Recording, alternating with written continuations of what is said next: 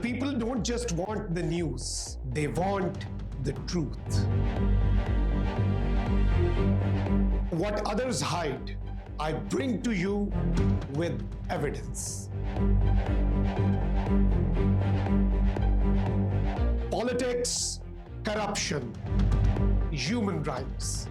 No filters, no fear, just facts. I don't stop until the system shakes.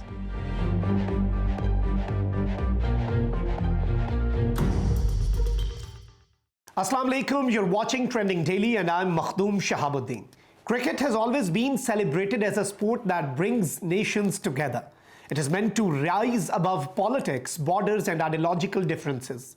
For decades, fans have believed that once players step onto the field, only talent, discipline and sportsmanship matter. But today that belief is under serious threat. The 2026 ICC Men's T20 World Cup, instead of uniting the cricketing world, has become a symbol of how deeply politics has infiltrated international sport.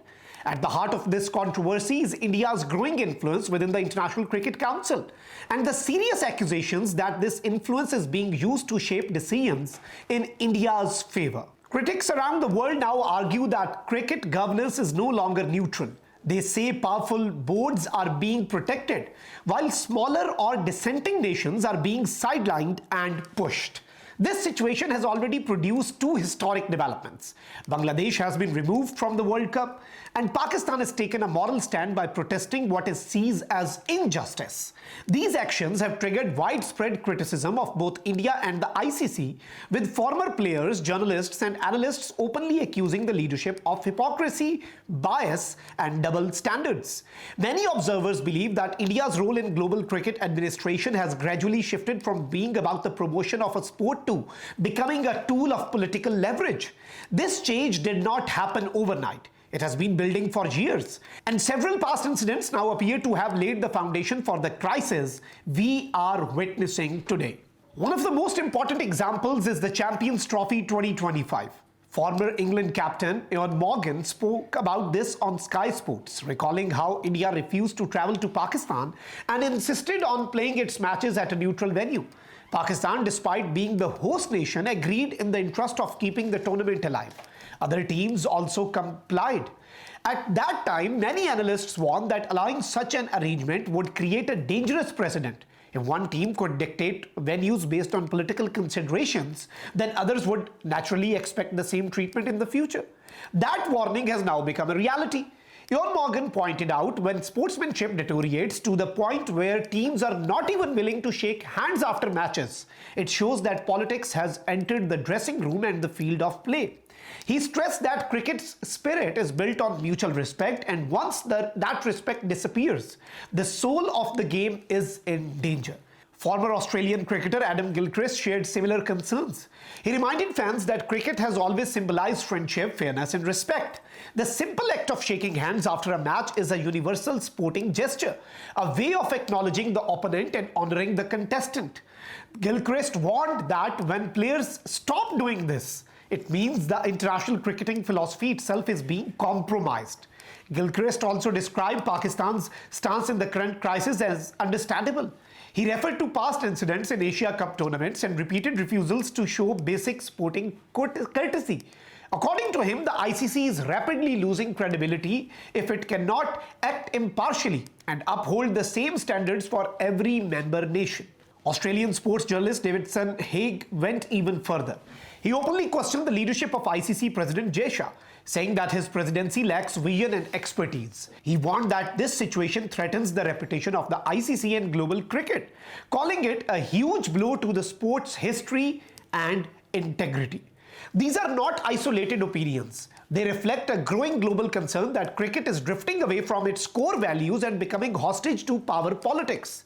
The flashpoint of this crisis is the ICC's decision to remove Bangladesh from the 2026 T20 World Cup. Bangladesh requested that its matches in India be shifted to Sri Lanka, citing security concerns linked to broader political tensions. Bangladesh did not ask to boycott tournament. It did not refuse to play. It simply asked for a neutral venue, something that had already been granted to India in previous tournaments. The ICC assessed the situation and rejected Bangladesh's request. It claimed there was no credible threat and that logistical challenges made a venue change impossible. Soon after, Bangladesh was replaced by Scotland. When the ICC board voted on this decision, Pakistan and Bangladesh opposed it. 14 other members supported the replacement. For critics, this vote exposed everything. If India can receive neutral venues when it refuses to travel, why is Bangladesh denied the same option? If safety and comfort are legitimate concerns for one team, why are they dismissed for another? A senior Bangladesh Cricket Board official pointed this contradiction, saying that ICC rules appear flexible when India is involved and rigid when others raise similar concerns. This perceived inconsistency has reinforced the belief that ICC applies different standards depending on which country is affected. Many former players, commentators and analysts have described the ICC's decision as fundamentally flawed. They argue that no sporting body should ever force a team to play in a place where it feels unsafe, regardless of how administrators interpret threat assessments. They also point out that refusing a neutral venue for Bangladesh directly contradicts the earlier India-Pakistan neutral model. Above all, they believe the decision reflects the enormous financial and administrative weight India carries inside the ICC. Together, these factors lead critics to conclude that ICC did not act fairly or impartially. Pakistan's response to Bangladesh's removal has been to take a principled stance. Pakistan publicly voiced support for Bangladesh and then went a step further by boycotting the match against India in Colombo. This was not a symbolic gesture. India versus Pakistan is one of the biggest sporting events in the world, attracting hundreds of millions of viewers and massive commercial revenue. Walking away from such a match carries heavy financial and political consequences. Pakistan still chose to do it. Prime Minister Shehbaz Sharif explained that there should be no politics on the sports field and that Pakistan should stand with Bangladesh. His statement confirmed that the boycott was a moral protest against perceived injustice, not a political stunt or strategic calculation. Bangladesh sports advisor Asif Nazrul publicly thanked Pakistan for backing their stance. He said Pakistan's support sent a powerful message that Bangladesh was not alone and that smaller cricketing nations could stand together against biased governance. This solidarity between Pakistan and Bangladesh has shifted the global narrative. Instead of discussing team form or tournament favorites, the world is now debating governance, power imbalance, and political interference in cricket.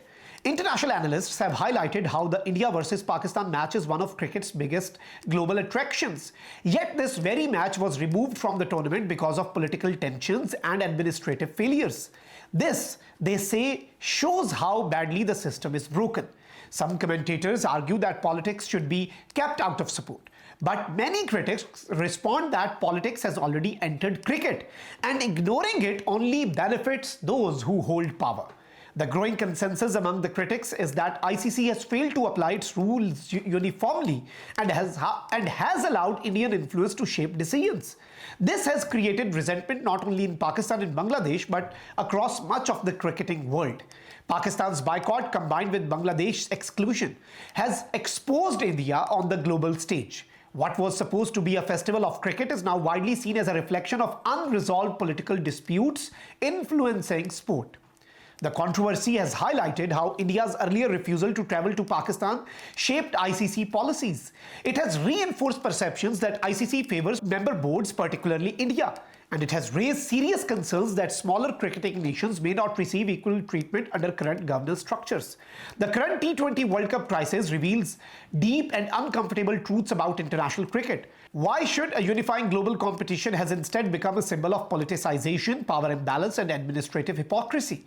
India's influence within the ICC is widely viewed by critics as having contributed directly to the removal of Bangladesh from the tournament and marginalization of dissenting voices. Pakistan's decision to boycott its match against India stands as a moral challenge to what many see as an unfair system. Former players, commentators, and cricket stakeholders around the world are now openly calling for cricket to return to its core values of fairness, respect, and separation from political agendas. Because if cricket cannot protect these values, then it risks losing not just matches or tournaments, but its very soul. I'm Makhdoom Shahabuddin and you're watching Trending Daily. See you in the next episode.